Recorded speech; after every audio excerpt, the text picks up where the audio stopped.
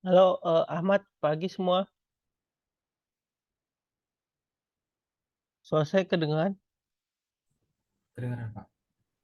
Itu si Pak Nana ikut join sini atau gimana si Nana? Eh, Katanya sih di grup si Nana sama si Aldo dia lagi OTW ke sana sih Pak, ke kampus. Oh, kampus. Nah, kebetulan saya belum bisa, jadi Oh, saya jadi pemain aja Pak. ya nggak apa-apa, nggak apa. Ya udah saya juga nggak di kampus kok. Oke, ya udah. Keke itu kapan bisa join ya? Biar saya bisa memulai maksudnya.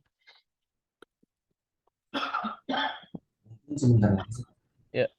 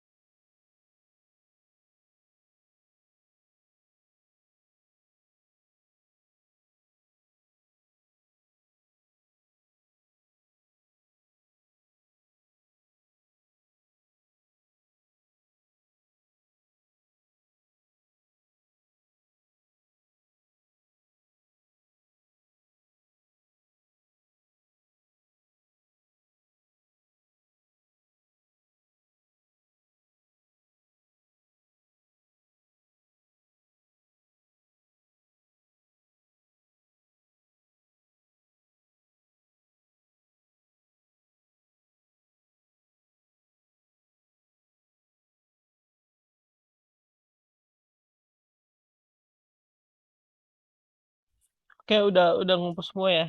Mungkin kalau udah PW tempatnya, tolong info-info biar saya bisa mulai. Oke, saya absen dulu sebentar. Ini semester 5.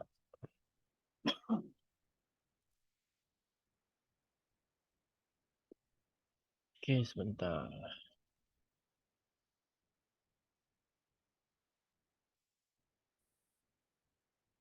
27. Wait, wait. Bentar, ini kayak bukan 18 deh. Harusnya di sini 20, di sini 27. Oke. Oke, udah kelihatan ya screen yang saya share ya. Oke, sebentar.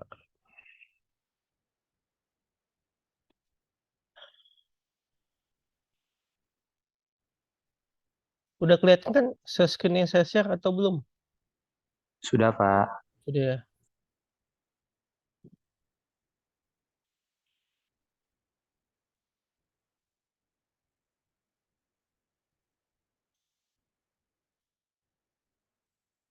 Itu deh. Ini dia. Ya, kita langsung. Ya, kenapa? Ada yang mau ngomong? Udah saya absen ya ini. Iya, Pak. Oke, kalau udah saya langsung aja mau bahas sebentar. dua materi ya, karena nggak begitu banyak sih materinya yang ini. WSN dulu deh. Wireless Sensor Network. Nah, sebenarnya ini udah pernah kalian pakai sebenarnya teknologi wireless sensor network. Nah, jadi sebenarnya sebuah perangkat yang terhubung ke network menggunakan eh, wireless jaringan atau no cable ya. Nah, perangkat itu kebetulan mempunyai sensor ya, sensor apapun itu, sensor temperatur, sensor suhu, sensor suara, sensor apalagi sensor gerak, macam-macam lah ya, sensor bata, retina kayak gitu-gitu. Nah, tapi dia terhubung ke network tapi melalui jaringan wireless. Ya, jadi yang disorot sebenarnya di sini ada dua hal. Ya, pertama jaringan wireless itu sendiri, kedua sensor. Ya, nah jadi kalau bahasa resminya wireless sensor network itu adalah suatu infrastruktur jaringan wireless yang menggunakan sensor untuk memonitoring kondisi fisik lingkungan sekitar seperti suhu, suara, getaran, tekanan, gerakan, gelombang elektromagnetik, dan lain-lain. Ya, jadi banyak sebenarnya. Nah, nanti sensor-sensor tersebut akan diubah ke dalam data digital. Ya, jadi kan dia kan sifatnya, jadi kalau kita bicara dengan ngomong dengan jaringan wireless itu ada di frekuensi radio, bukan radio, maksudnya itu bukan frekuensi yang radio kayak 88 FM, bukan. Jadi kayak jadi ada kode etik frekuensi radio itu untuk jaringan wireless 4G itu ada di 2,4 GHz ya. Nah, lewat situ ya. Nah, itu dalam berupa analog, data analog nanti lewat frekuensi itu. Jadi semua perangkat wireless umumnya lewat frekuensi situ dan berupa data analog yang kemudian nanti diubah, dikonvert menjadi sebuah data digital. Apa itu data digital? Data analog itu kan sebenarnya cuma 101 itu data biner, dan 10 dalam angka-angka lah, itu data analog. Nanti diubah ke data digital dalam bentuk bisa teks, bisa gambar, bisa video, apapun. Ya, itu digital.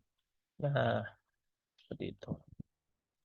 Nah, pada dasarnya semua perangkat WSN, wireless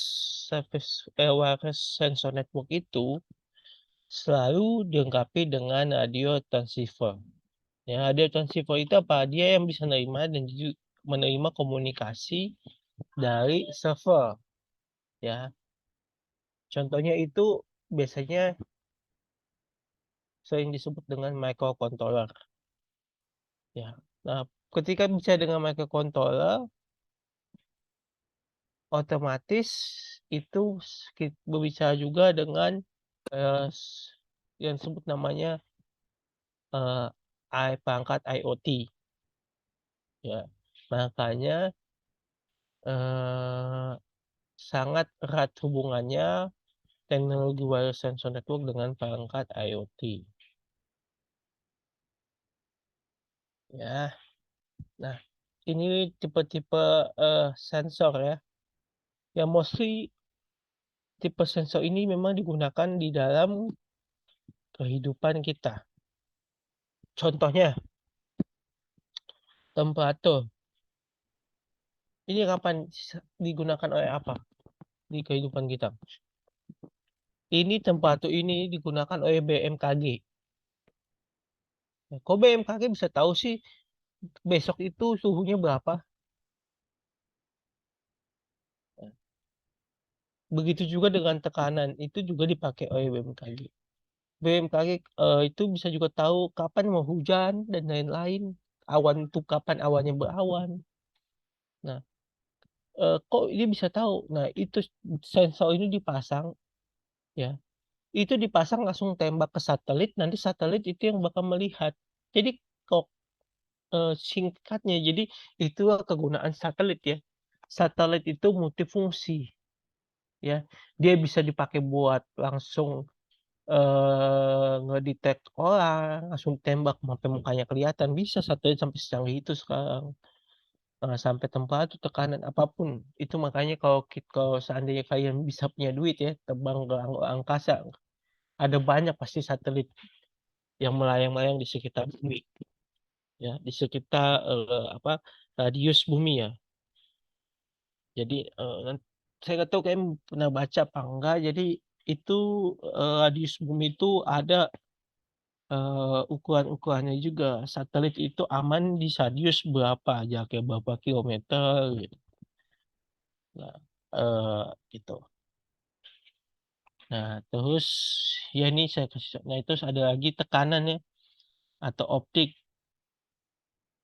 yaitu buat mata, sensor mata, mekanik, gerakan dan getaran, dan kelembapan. Nah, sensor ini juga kadang-kadang dipakai oleh, waduk-waduk ya, atau sungai-sungai. Ya, sungai-sungai tapi sungai-sungai yang dalam jangka luas ya, kayak Sungai Cisadane. Sungai Cisadane kan mengalir dari Bogor sampai Tangerang ya kalau nggak salah. Nah, itu pokoknya dari Bogor itu kan sampai Tangerang terus Sungai Cisadane. Nah, Sungai Cisadane itu ada waduk-waduk. Nah, waduk-waduk nanti yang menampung air, nanti juga yang meng- di waduk itu nanti juga mengirigasi ke sawah-sawah sekitar atau yang lain lah. Atau bisa jadi multifungsi. Multifungsi misalnya di waduk itu dibikin eh, PLT, pembangkit listrik tenaga air (PLTA). Nah, itu bisa waduk difungsikan sebagai PLTA. Nah, itu multifungsi juga. Nah, di waduk-waduk itu ada ketinggian, sensor tekanan. Tekanan itu apa? Arus. Jadi ketika debit air yang mengalir dari misalnya dari hulu sana ke hulu situ itu tidak normal, tidak dalam kesatuan normal. Saya nggak tahu juga titik normal itu berapa. Nah, ketika tidak dalam titik normal, nanti ada skala. Makanya siaga satu, siaga dua, siaga tiga. Kalau kalian pernah dengar, misalnya banjir, tuh, hati-hati siaga satu Jabotabek. Nah, kenapa dia bisa seperti itu? Karena sebelumnya behavior dari alam sebenarnya bisa ditebak, walaupun kemungkinan penebakannya itu, prediksinya itu nggak 90%, nggak 100% akurat. Ya, karena ada beberapa faktor, tapi itu bisa ditebak atau bisa dihindari. Nah, yaitu dari debit air. Jadi ketika debit airnya itu tidak normal atau ketinggian di dalam sebuah waduk atau di dalam sebuah sungai, ketinggian sungainya itu nggak normal, berarti something wrong. Akan kemungkinan terjadi banjir. Nah, gitu. Banjir itu juga nggak mestinya disebabkan oleh air hujan. Loh, ngomong air hujan. Penyebab banjir itu bukan hanya air hujan. Penyebab banjir itu banyak. Misalnya, ya, aliran sungai yang tidak baik, meskipun air hujannya lebat, tapi kalau alirannya itu lancar-lancar aja, pembuangannya dari hulu ke hilir, nggak bakal banjir. Nah, ini masalahnya, debit airnya itu banyak, tapi alirannya nggak lancar dari hulu ke hilir. Otomatis nanti air yang dari sungai itu ke atas. Kali itu kali-kali di Jabotabek ini, kali di Indonesia deh nggak usah ngomong Jabotabek. Itu aja nggak lancar. Jadi ya itu menyebabkan banjir. Ya, itulah salah satunya. Contohnya juga tsunami. Nah, tsunami, kenapa Jepang itu salah satu negara yang paling sering dilanda tsunami sampai sekarang, tapi salah satu negara juga yang berdampak kecil akibat tsunami. Karena dia benar-benar menggunakan teknologi IoT dan lain-lain sebagai salah satu cara untuk memprediksi. Nah, kadang-kadang saya terus terang, saya pribadi sih kadang-kadang kecewa sama BMKG. BMKG di mana-mana tuh ada. di kota-kota besar, tapi kadang-kadang keadaannya nggak jelas. Ngerti juga tuh, saya juga bingung. Udah kejadian baru ribut. Oke, lanjut. Nah, ini arsitektur wireless network ya. Kalau kita bisa lihat, ini ada chat siapa nih chat? Nah, terus ini arsitektur wireless network kita bisa lihat ini ya. Jadi kok banyak banget Pak pangkatnya. Betul. Jadi kalau kita ngomong wireless network itu luas. Banyak pangkatnya. Nah, frequency monitoring contohnya apa? Ini dipakai di F1, dipakai di mana di motor Formula 1, terus ada lagi yang mobil-mobil apa tuh. Nah, pokoknya balap-balapan itu pakai ini, fase monitoring wireless network. Kenapa kita bisa tahu? Karena dia bisa dia bisa detect itu kondisi mesin itu keadaan sehat, banyak tekanannya berapa, tekanannya banyak normal apa enggak, atau suara mesinnya itu udah bising apa enggak, ciri-ciri mesin rusak kan udah ada masalah itu, suara mesinnya udah nggak enak, udah aneh, udah nggak halus dan semacamnya ya. Terus itu ada banyak ya, sama ini data acquisition, data distribution network. Nah, ketika kita bicarakan data distribution network, itu alur data ya di dalam lingkup jaringan ya, atau khususnya dia dari mesin, nanti mesin langsung terhubung ke data kolektor atau data collection network.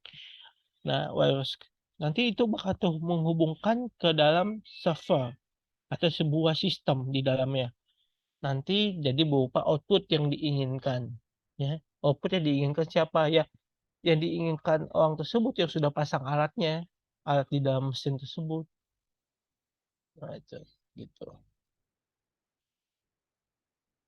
Makanya dibilang di sini ada dibilang manajemen center. Ya, karena again semua perangkat OS network itu berarti punya sebuah center.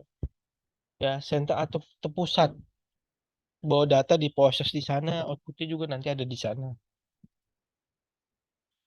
Oke. Nah, ini ada beberapa device-device ya, hardware ya, yang di dalamnya ada perangkat suara sensor network ya. Again, saya balik bilang lagi, IoT itu termasuk di dalam perangkat wireless sensor network. Karena sifatnya microcontroller, di dalamnya ada sensor dan ada wirelessnya ya. Ya ini again sebuah microcontroller pasti harus punya CPU, RAM, yaitu sama mainboardnya dong. Kan microcontroller itu di board. Ya, entah ada suspender, nah dan lain-lain lah. Sama sensor. Oke. Nah, untuk mendukung sebuah perangkat wireless network, kita harus punya namanya perangkat lunak atau software. Ya. Nah, perangkat atau software itu contohnya apa? Yaitu Arduino, terus Raspberry Pi OS. Ya, ini contohnya kalau di sini ya, contoh simulasi yang digunakan di Tiny OS. Ya, sama aja sebenarnya. Ya, tapi maksudnya itu.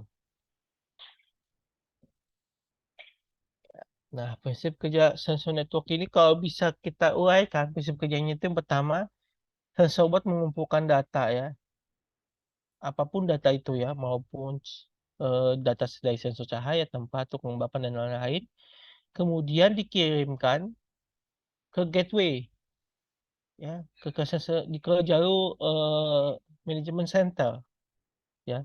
Dari gateway ini, jalur manajemen center ini nanti akan dikirimkan ke server.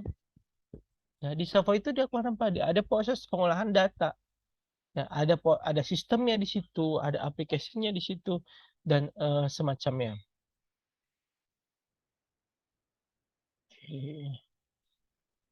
Nah, ini topologi wireless network. Nah, mostly topologi wireless network ini sama dengan topologi network nih kabel. Hanya bedanya dia non kabel, ya.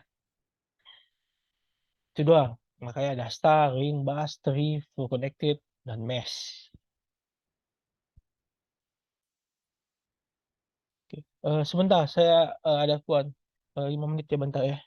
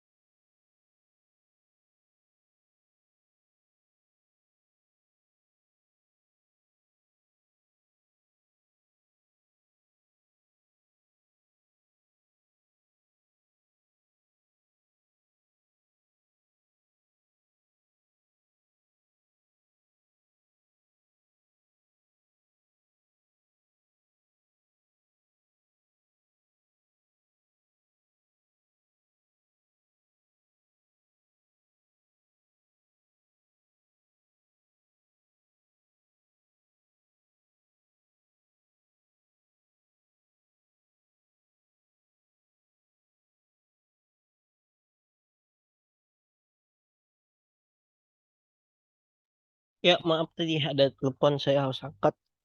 Urgent sifatnya. Oke, saya lanjut lagi ya. Nah, jadi yang kita lihat ini sekarang di screen itu sebuah mode protokol pada jaringan pada perangkat wireless sensor network.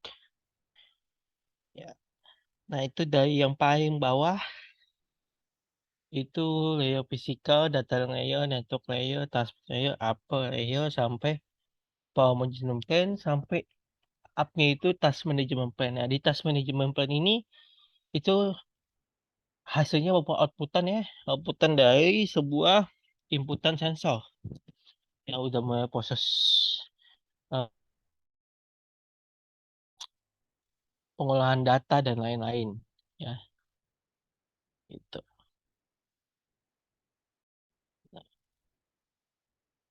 Nah, bisa juga dibilang di sini itu untuk mendefinisikan jalur komunikasi routing ya di dalam sebuah jaringan perangkat sensorik kabel.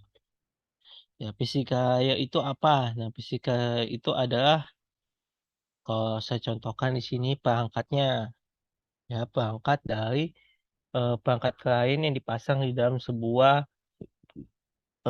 misalnya contohnya ya tadi kan ada perangkat di dalam sebuah mesin. Nah, perangkat ini dipasang di sebuah mesin yaitu disebut physical layer, physical. Nah, data link layer itu apa? Nah, data link itu adalah jalur komunikasi. Nah, sedangkan kalau di sisi jadi data link layer itu ibaratnya dia mau ibaratnya mau pakai jaringan di kabel apa mau pakai jaringan wireless. Tapi ini kan dia cuma ada satu, yaitu jaringan wireless datangnya. Nah, habis itu di NeoClear. NeoClear ini adanya perubahan di naming dia menggunakan IP address di headernya dikasih IP address apa MAC address itu bisa. Nah, nanti di transporter ini ada proses perpindahan data dari device perangkat yang udah kita pasang itu ke dalam manajemen gateway. Nah, di transport layer itu nanti terjadi. Nah, nanti otomatis dia nanti masuk ke dalam apa ya jalur komunikasi. Nah, jalur komunikasi ini itu contohnya itu ada protokol-protokol yang digunakan. Misalnya protokol TCP/IP, terus protokol MQTT yang kemarin kita pernah bahas. Nah, itu dimasuk dalam apa ya communication. Nah, di Power Management Plan itu diterima dari server pengolahan begitu juga dengan Mobility Management Plan. Nah, sedangkan Task Management Plan output hasil dari yang pengolahan data tersebut. Itu. Nah, ini sebagai contoh aplikasi wireless network ya pada bidang pertanian. Nah, pertanyaannya, apakah ini sudah diimplementasikan di Indonesia? Jawabannya sudah. Ap, apa ada, tapi ini yang masih develop ini masih swasta, setahu saya. Dan ini juga apa namanya satu atau dua lah nggak sampai tiga, Bos, di pertanian. Jadi ini dia singkat cerita ya. Jadi dia itu aplikasi ini ya untuk tahu gitu, untuk tahu bahwa eh, apa namanya dia bisa lihat image. Jadi dipasang di sini dia bisa lihat image dari keseluruhan tanah berapa hektar. Ini ngomongnya udah hektar ya, bukan ratusan atau bukan kilometer, sudah hektar. Ya, berarti satu hektar berapa berapa ini? Satu hektar itu atau saya 1.000 kilometer ya. Nah, jadi itu ya udah luas ini 2 hektar. Nah, tujuannya apa? Jadi supaya jadi dia dipasang di beberapa titik. Ya, ada titik-titiknya dipasang. Tujuannya nanti dia tahu misalnya katakanlah ada orang sensor gerak ya, ada orang yang lagi ada di sekitar tanahnya itu otomatis ke detect. Nah, orang misalnya mencuri atau ngambil. Nah, atau otomatis ada warning, warning ke siapa? Ke ini nih, ke rumah yang dekat situ. Tuh ada tuh di sebelah ujung selatan, lihat di sistem ada orang nongol. Tadi lihat kamera, teng, hidupin kamera siapa nih orang. Langsung dipoto sebagai bukti. Langsung dia apa namanya datangin kalau memang sifatnya ini udah orang gila gitu ya, menghancurkan otomatis langsung datengin. Langsung paralel dia bisa telepon juga kantor polisi atau security yang langsung bisa datang ke situ. Jadi multifungsi WS ini ya, itu kenapa saya bilang dipakai cuma di swasta. Kalau di Indonesia ya tradisional ya, paling dipakai ini buat orang-orangan atau misalnya ada burung tiba-tiba. Nah, gimana supaya burung itu pergi? Itu bisa kedetek ada burung di atasnya. Nanti ada sensor. Nanti entah pakai pakai suara kayak nanti dibikin, entah tiba-tiba air disemprotin ke atas. Banyak cara supaya burung itu pergi gitu. Kalau konsep tradisional kan enggak. Konsep tradisionalnya cuma ditaruh orang-orangan sawah. Ya, biasanya kayak itu manusia. Jadi burung itu enggak ke situ. Itu. Nah, ini aplikasi was Network untuk energi ya. Nah, energi ini bisa tambang, ya. Contohnya batu-batu bara gitu.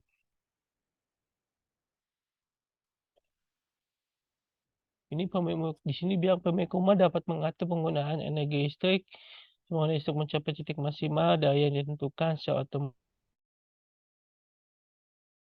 nilai cahaya temperatur kelembapan ruangan. Oh, di sini diaplikasikan di rumah.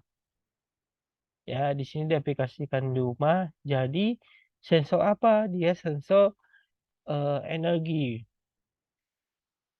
Ya, otomatis sensor akan mengirimkan data gateway untuk kontrol pengukuran cahaya batu kemampuan ruangan.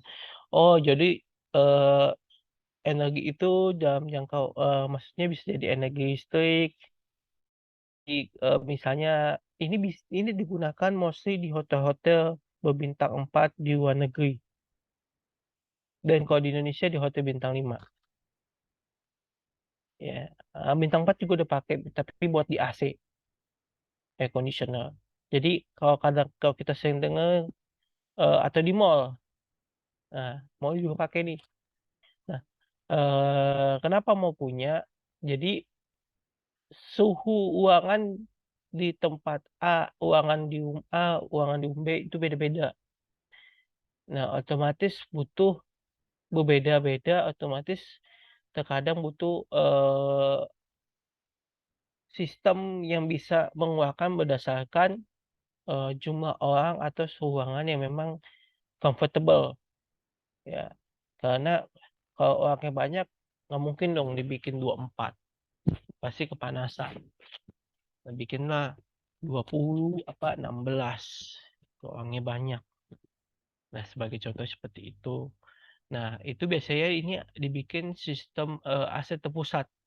Atau di pusat otomatis itu dia ada temperatur suhu-suhu di setiap ruangan, nanti berdasarkan situ kapan suhu AC itu dibikin otomatis jadi 16 ketika suhu ruangannya di titik udah nggak normal tuh.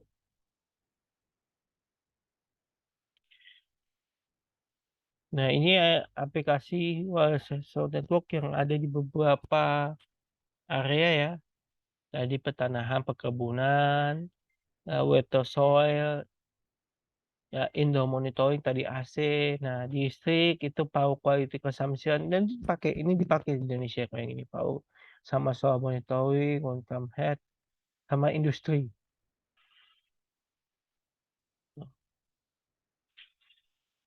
Nah, kita akan bicara dengan namanya teknologi Zigbee. Nah, teknologi Zigbee. Nah, to be honest, saya ini juga baru belajar teknologi Zigbee. Jadi kita saling koreksi jika saya salah ya. Karena saya baru belajar, terus terang. Nah, apa itu teknologi Zigbee? Nah, pada dasarnya teknologi Zigbee ini lebih ke kalau yang saya pelajari konsumsi energi. ya. Jadi, energi apa di sini, jadi dikarenakan si WSN ini, Wireless Short Network ini energinya terbatas, apa maksudnya itu baterai ya, baterai power.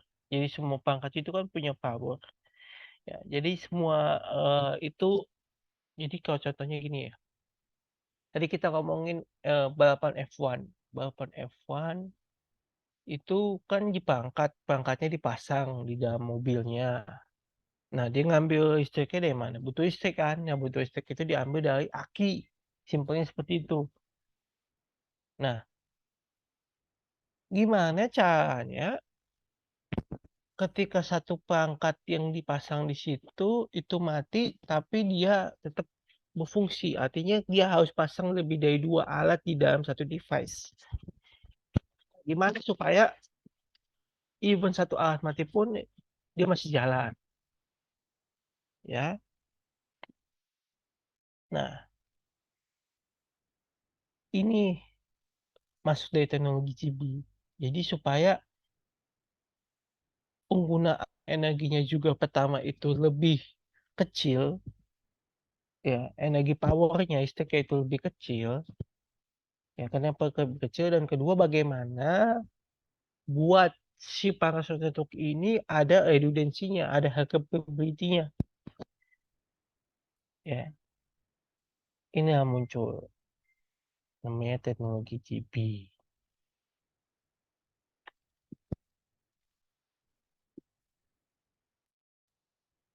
Nah, jadi ada bentuknya juga nih. Ini kayak begini belinya. Nah, disebut XBPO. Nih, pabriknya mesti saya tanya. Saya juga belum pernah pakai ini kok. Dibilang prosesnya mudah, harganya murah jika ingin menggunakan wireless ini. Jadi dia itu basically dia perangkat wireless network yang buat nangkep WSN, wirelessnya dipasang di sebuah perangkat sensor tersebut. Jadi dia perangkat wirelessnya ya. Ya. Nah, jadi tadi saya bilang tuh dia beli 2 chip kan. Ini ada chip yang satu, multi point. Tadi saya bilang ada 2. Ya. Nah, ini prinsip cara kerjanya. Ya. Nah, dia itu dikarenakan tadi dia wireless network ini, nah IEE ini nih, IEE dari saya bilang standar IEE. Nah, itu dia berjalan di frekuensi 2,4 GHz, ya. Dia menambahkan sebuah topologi jaringan, ya, dan ada security di dalamnya. Nah, oke, sebentar.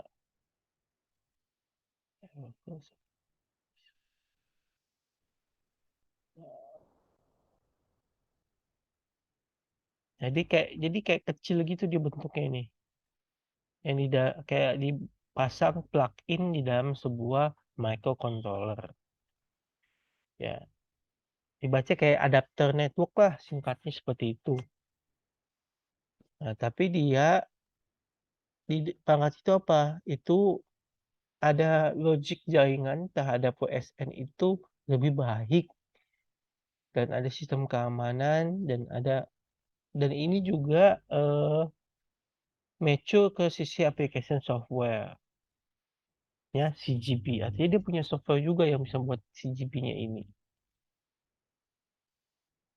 Oke, saya to be honest saya belum pernah, tadi sebenarnya saya belajar, jadi saya belum begitu tahu tentang topologi yang di sini. Jadi saya nggak bisa banyak komen supaya nggak ada miss. Tapi saya butuh memperkenalkan kalian ya. Nah, jadi di teknologi GB itu punya kelebihan, yaitu dari sisi topologi jaringan ya. Point to point atau point to mesh. Nah, point to point itu dia satu titik kelalaian. Jadi tidak ada device di antara mereka. Sedangkan kalau point to multi point itu dari satu titik ke beberapa titik. Nah, sedangkan kalau jaringan mesh, tadi sempat dibahas di atas, jaringan mesh itu kayak gini. Nah, ini mesh. Nah, gitu. Ini mesh berarti. Berarti dari satu poin hampir sama point to multi point, tapi dia ada struktur topologi jaringannya. Itu mesh. Tapi kalau point to multi point kagak ada, dia serabutan aja. Kayak gini nih, kayak fully connected. Itu point to multi point. Nah, kalau point to point ini ada di jaringan bus. Ya, nih, point to point. Tapi ini konsepnya ini ada yang salah ya. Point to point ibaratnya dia itu cuma satu pihak ke pihak yang lain. Ini gambarnya ke konsep point to point agak yang salah. Karena ini ada beberapa dia masuk jaringan bus antara satu titik ke satu titik yang lain. Penjelasannya.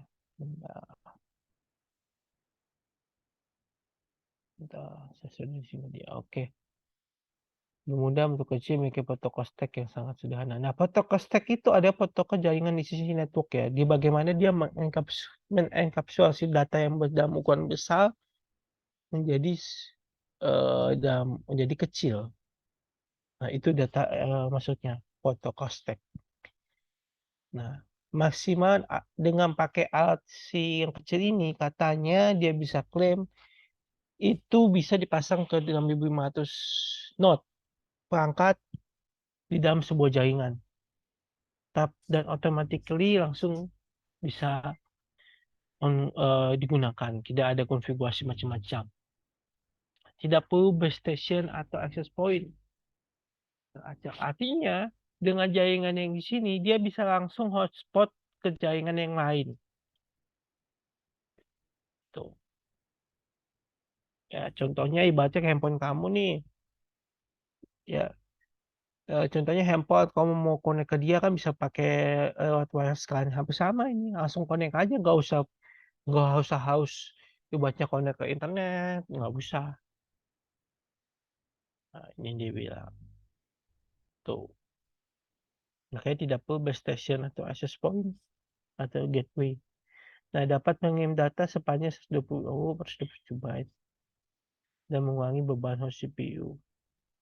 Karena dia hanya butuh micro 8 bit saja. Gitu. Ya, micro 8 bit saja ini digunakan untuk pembacaan dari sisi CPU ya, data ke CPU.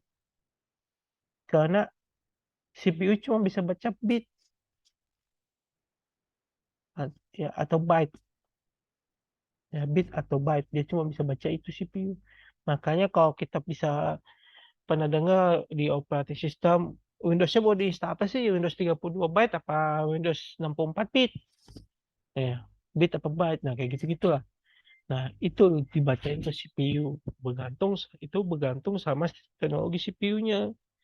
Itu sama hardware-nya. Kalau misalnya dia katakanlah dia cuma 32 byte CPU-nya ya sama mikrokontrolnya bisa nampung begitu, ya mau diinstalin nggak bisa diinstal Windows 64 byte. Nggak bisa ngobrol nanti CPU-nya. Nah, itu nggak bisa dikelola datanya. Ya, dia bisa klaim itu proses dari dia nyala sampai data diproses di si Zigbee ini 30 milisecond. Ya, artinya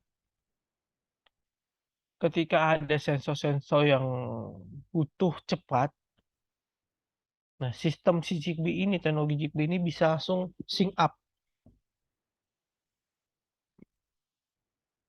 Itu cuma butuh 30 milisecond.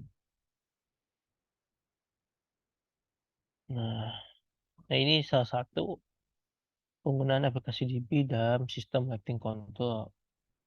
Ya, itu.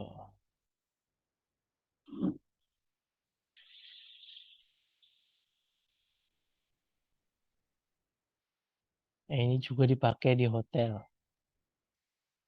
Ya, dibilang pengaturan itu pusat mungkin Pak Kota untuk mengurangi penggunaan energi kamar yang kosong. Itu saya bilang untuk tempat itu di suhunya, AC-nya, ya bahkan sampai lampunya bisa. Kota kan gini, kalau tempatunya di situ orangnya sedikit, otomatis kan tempatunya di situ nggak beda dong. Nah, otomatis AC-nya juga nggak usah dipakai dingin-dingin kali. Karena AC itu semakin dingin dia, semakin banyak energi listrik yang dikonsumsi. Makanya semakin mahal. Atau misalnya katakannya, oh di hotel-hotel bintang 5 ke atas ya. Biasanya itu dia punya teknologi nih. Pasti. Dia bakal ya. Mau suhu di berapa Celsius, Bu? Kamarnya sebelum mau check in nih. Ngomong dulu. 24. Saya mau pastikan suhu ruangan saya 24. Titik. Ini nggak diatur di sistem. Dia masuk udah 24 itu. Gitu. Hanya saya beberapa kali nginep di hotel bintang 5 baru minggu lalu tuh. Itu saya nggak pernah ditanya gini. Nggak tahu ini biasanya diterapkan di negara di hotel-hotel yang bintang 5 tapi di negara-negara Eropa ya. Yang ada musim dingin. Nah, itu biasanya seperti itu.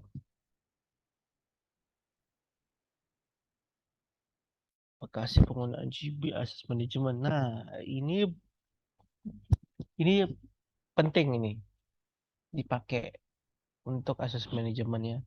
Apalagi di pelabuhan, muat barang, kontainer. Ya. Karena kalau di pelabuhan kontainer itu, waduh, ini banget, kodik banget. Ya, di shipping ya. Jadi baca untuk tekanan kapal. Ya, misalnya, kok kapal itu kan nggak sembarangan, main barang ditaruh aja, bisa tenggelam itu nanti kapal. Dia harus selaras, harus balance antara satu titik di titik yang lain. Misalnya begitu juga dengan pesawat. Makanya kalau kadang saya nggak tahu kayak pernah gak dibilang sama pramugari, maaf Pak, bisa pindah ke seberang karena ini sudah diatur semuanya nggak bisa asal sembarang duduk. Itu betul. Apa jadinya kalau misalnya kayak naik pesawat apa naik kapal ya berat sebelah. Kalau kapal tenggelam, kalau pesawat jatuh. Tuh.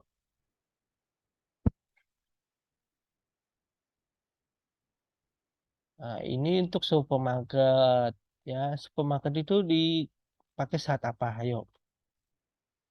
Nah, kalau di kalau di Indonesia saya belum nemu supermarket itu. Tapi kalau kita di Jepang pasti ketemu supermarket begini ada ya.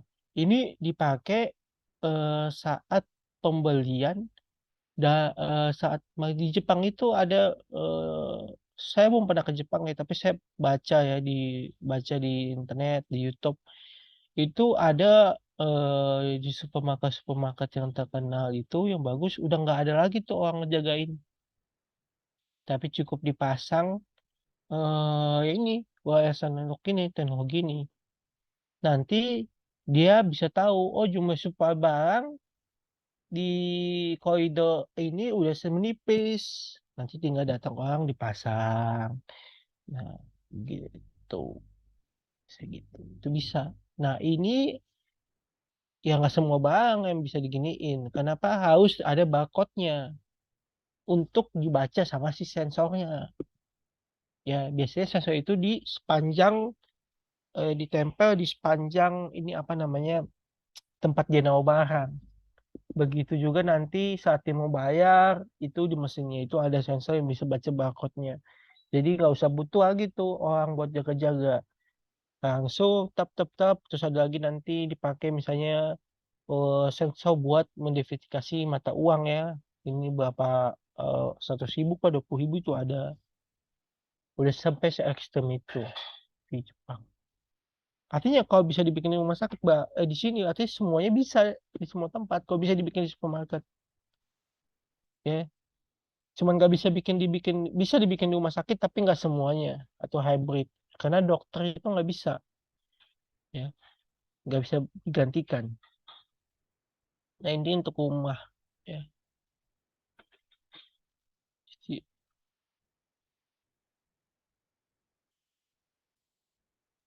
gitu.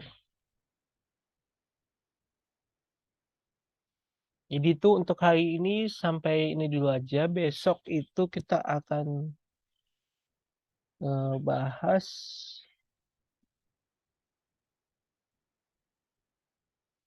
ini ID digital Ritsuya. Ya, bisa minggu depan aja. Dari saya nggak ada lagi yang saya bahas. Dari kalian ada?